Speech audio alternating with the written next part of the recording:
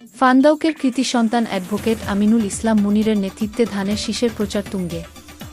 স্কমেমান media 24 প্রতিবেদক। ফান্দাউক, নাসিরনগর। ব্রাহ্মণবাড়িয়ার নাসিরনগর উপজেলার ফান্দাউক ইউনিয়নের কৃতি সন্তান, তৃণমূলের প্রিয় মুখ অ্যাডভোকেট আমিনুল ইসলাম মুনির এখন রাজপথের এক সাহসী কণ্ঠস্বর। সুপ্রিম কোর্ট জাতীয়তাবাদী আইনজীবী ফোরামের আহ্বায়ক কমিটির সদস্য এবং ব্রাহ্মণবাড়িয়া জেলা যুবদলের পল্লী বিষয়ক সম্পাদক হিসেবে তিনি নিরলসভাবে কাজ করে যাচ্ছেন দলের জন্য।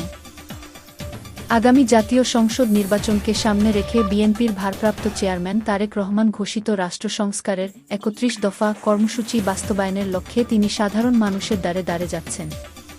৩১ দফা ও ধানের শীষের বার্তা।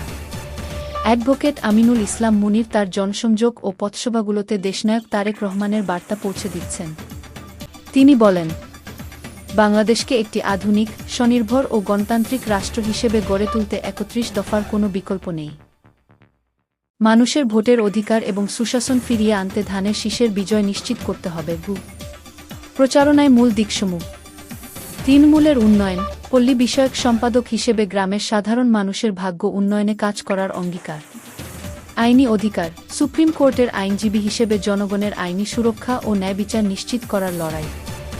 যুবসমাজের জাগরণ, জেলা যুবদলের নেতৃত্বে তরুণ প্রজন্মকে ঐক্যবদ্ধ করে একটি বৈষম্যহীন সমাজ গঠন।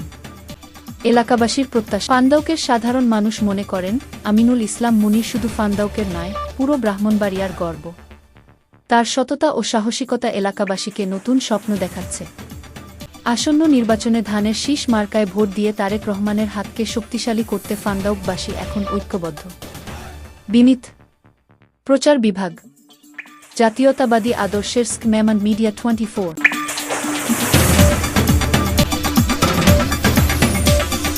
SK Mamoon Media 24।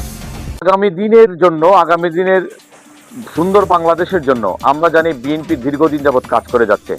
অনেকে আমরা জুলাই সনদের কথা বলি, জুলাই সনদ বাস্তবায়নের কথা বলি।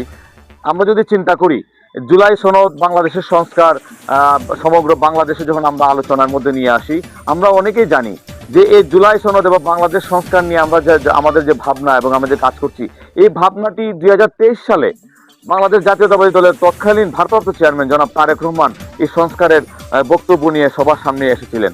আমরা সবাই জানি বাংলাদেশের উন্নয়নে ন্যায় বিচার প্রতিষ্ঠার জন্য জাতীয় সংসদ কিভাবে চলবে এবং আগামীর বাংলাদেশ কিভাবে প্রতিষ্ঠা পাবে, এটি কিন্তু বিএনপি তথা আমাদের বিএনপির ভারপ্রাপ্ত চেয়ারম্যান জনাব তারেক রহমান দীর্ঘদিন আগে থেকেই এই পরিকল্পনা হাতে নিয়েছেন।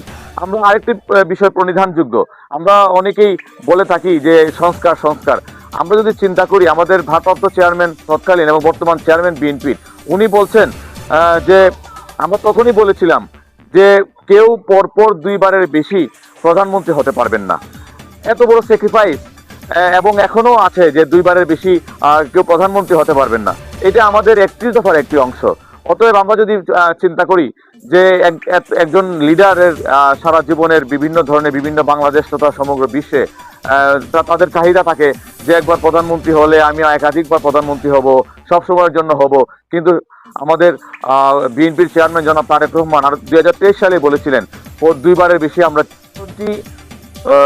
শুধু স্বাধীনতা সার্বভৌমত্ব রক্ষাই নয়, আগামী নির্বাচন, আমাদের ন্যায় বিচার প্রতিষ্ঠা, সুষম উন্নয়ন, পাশাপাশি ধর্মীয় মূল্যবোধ এবং আমাদের যে ভ্রাতৃত্ববোধ, হিন্দু মুসলিম বৌদ্ধ খ্রিস্টান সকলে মিলে যে আমাদের ভ্রাতৃত্ববোধ, এই ভ্রাতৃত্ববোধ রক্ষার জন্য হিন্দু মুসলিমের যে সম্প্রীতি এবং সহাবস্থান, এটি বজায় রাখার জন্য আগামী নির্বাচন অত্যন্ত গুরুত্বপূর্ণ।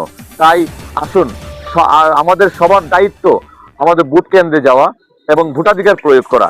আগামী দিন আমরা বাংলাদেশ যে সংস্কারের মাধ্যমে একটি নতুন বাংলাদেশ গড়তে যাচ্ছি, নতুন বাংলাদেশ উপহার পেতে যাচ্ছি, অথবা সকলে মিলে উপহার দিতে যাচ্ছি, আমরা সকলেই মিলেই এটার ভাগিদার থাকবো, সকলে মিলেই এর অংশীদার হব, সকলে মিলেই এর সাক্ষী হব, সকলে মিলেই এই আগামী দিনের বাংলাদেশের জন্য আমরা বাংলাদেশের উন্নয়নের জন্য প্রচেষ্টা চালিয়ে যাব। আমরা যেন হই আগামী দিনের বাংলাদেশের উন্নয়নের সারথি। সবাইকে ধন্যবাদ। বাংলাদেশ জিন্দাবাদ, সবার আগে বাংলাদেশ।